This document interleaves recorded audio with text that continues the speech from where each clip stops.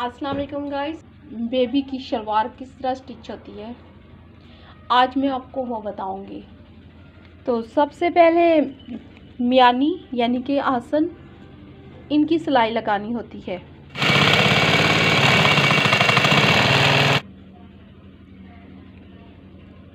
Same इसी तरीके से दूसरी साइड की भी सिलाई लगा दें।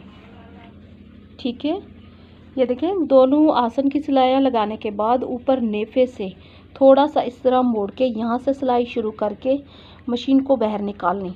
अब इसका नेफा फोल्ड करना है थोड़ा सा, देखें इतना, क्योंकि छोटी बच्ची है, सिर्फ इलास्टिक इसमें चला जाए। और यहाँ से देखें थोड़ा सा यहाँ पे गैप रखें इलास्टिक डालने के लिए। यहीं से इस जगह से सिलाई शुरू करें और यहाँ पे ख़त्म करें और यहीं पे पक्का कर दें।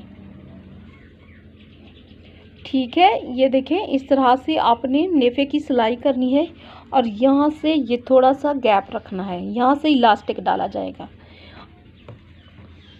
थोड़ा सा आप यहाँ देखें नीचे से, कोई अगर आप डिज़ाइनिंग करना चाहती हैं कर सकती हैं, मैं सिंपल बता रही हूँ। यहाँ से देखें इस तरह से थोड़ा सा मोड़ें, जिस तरह से कमीज़ का दामन मोड़ा जाता है।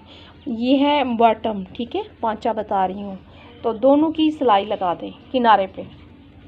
ठीक है, ये देखें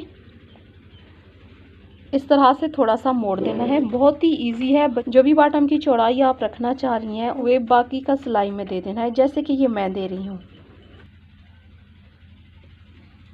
ठीक है, ये देखें इस तरह से मैंने इसे बंद कर दिया है। ये देखें गाइस, ये शलवार स्टिच हो गई है। इस तरह से इसकी स्टिचिंग होती है, बाद में इलास्टिक डाल दिया जाता है। और ये देखें इसके साथ की ये फ़्रॉक है, कलियों वाली फ़्रॉक बनाई है। अगर आपको ये सीखनी है तो डिस्क्रिप्शन में इसका लिंक दे देती हूँ, आप वो भी जाके देख सकती हैं। तो डिस्क्रिप्शन में इसकी कटिंग और स्टिचिंग का फुल तरीका दे देती हूँ, आप वो भी देख सकते हैं। इंशाल्लाह गाइस नेक्स्ट वीडियो के साथ मिलते हैं। मुझे अपनी दुआओं में याद रखिएगा। अल्लाह हाफ़िज़।